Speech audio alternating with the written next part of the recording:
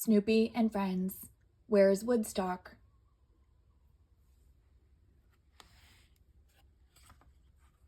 Where's Woodstock? Peanuts characters created and drawn by Charles M. Schulz. Text by Margo Lundell. It was late summer, harvest time. Lucy had grown nothing but potatoes in her garden, and everyone had helped to dig them up. It was very hard work. "The problem is mechanization," said Linus. "We need a tractor, Lucy." "A tractor," Lucy said. "How in the world could we ever get a tractor?" "I don't know," Linus said, "but I absolutely refuse to help with your garden next year unless we become mechanized." Snoopy watched as Woodstock delivered the last of the crop and collapsed at the bottom of the heap of potatoes. "Linus is right," Snoopy told Woodstock. "We need a tractor." After the harvest, autumn came. The leaves turned beautiful colors. Cold and rainy days arrived. Woodstock knew it was time for the great migration.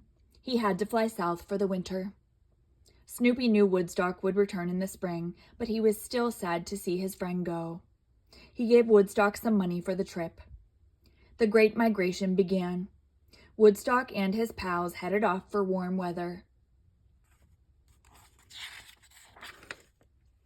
Thanksgiving and Christmas came and went. Snoopy missed Woodstock even more during the holidays. On Valentine's Day, Snoopy got a card from Woodstock. His little friend also sent a picture of himself, but it would still be many weeks before Woodstock returned. Valentine's Day was a busy time for everyone. Lucy made a large, lacy card for Schroeder. She didn't care if he knew who sent it. Peppermint Patty found a card in her mailbox. Even before she opened it, she knew it was from Pigpen. It showed signs of his affection.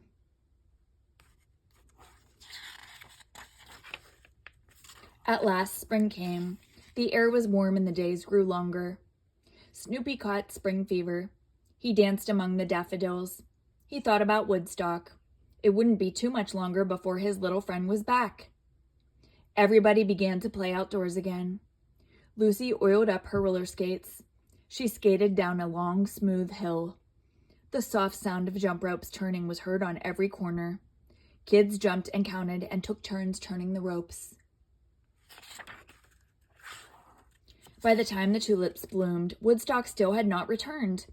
But he sent Snoopy a letter, and he said he was bringing home a great surprise for everyone.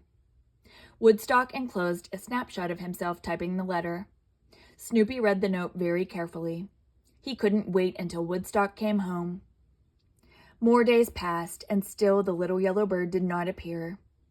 At last, the World War I flying ace took it upon himself to search for his friend. "Perhaps my friend has been shot down behind enemy lines," he said. "Maybe he is being held prisoner." Finally, the pilot spotted a familiar figure in the distance. Could it be Woodstock? No, it was a small yellow bird, but it was Woodstock's friend Bill. Snoopy was disappointed, but Bill had some important news. He said Woodstock wouldn't be home for many days. His trip back was going to be long and slow. Snoopy wondered why. Even more days passed, and Woodstock did not return. At last it was time to call the Foreign Legion. The unit was put on bird alert. They searched high and low for the little bird. One courageous legionnaire walked for days from oasis to oasis. Finally, he saw a bit of yellow on the dusty horizon. It wasn't Woodstock. It was his friend Conrad.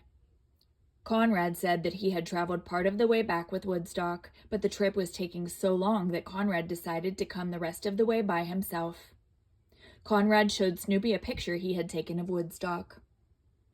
A few days later, the World War I flying ace was about to go on another search when Linus came onto the airfield and stopped him. "Do you realize that tomorrow is Easter?" Linus said. "That means the Easter Beagle will be coming." The flying ace decided not to take off after all. It won't be the same without Woodstock, he thought, but you can't have Easter without the Easter Beagle. On Easter morning, the Easter Beagle put on his show. The audience loved it. Snoopy performed as well as he could, but he found his thoughts wandering to Woodstock. He tried his best to be a cheerful Easter beagle, but he was worried about his little friend. It's no fun without Woodstock, he thought. Why is he taking so long to get back? The next day, Snoopy climbed up into Woodstock's tree. Maybe he'll come back, Snoopy said, if I sit here and wish very hard for him to arrive. Lucy came by Woodstock's tree. We have to start planting the garden today, she told Snoopy, and you are helping. Snoopy couldn't believe his ears. Plant the garden? Woodstock always came back before Lucy planted her garden. It was his favorite thing to do. He wouldn't miss it for the world. Where in the world is that bird? Snoopy said. Snoopy went with Lucy to the garden. When they got there, Lucy began tilling the soil. It was hard work. We really need some farm machinery, Linus said. This is too hard to do with these tools. Quit complaining and start working, Lucy ordered. Snoopy shook his head sadly. I can see Woodstock now, he said, digging the soil with his little shovel. The next day, Lucy brought a bigger shovel. The digging went a little faster, but it was still hard work. Late in the afternoon, she went home, exhausted. The next day, she was back with her workers. In the middle of the afternoon, they all paused when they heard the sound of a motor. It was Woodstock. He had taken the money that Snoopy had given him and bought a bird-sized tractor. Everyone loved Woodstock's surprise. Snoopy was overjoyed that his friend was back. The instant he saw Woodstock, Snoopy made up a poem to celebrate his return. He's no imposter, he's no actor. Woodstock's back aboard a tractor.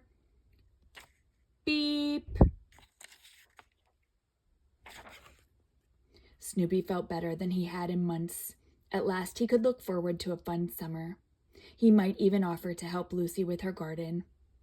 Gardening will be fun, Snoopy thought, now that we have a little red tractor to do the hard work and a little yellow bird to drive it. The end.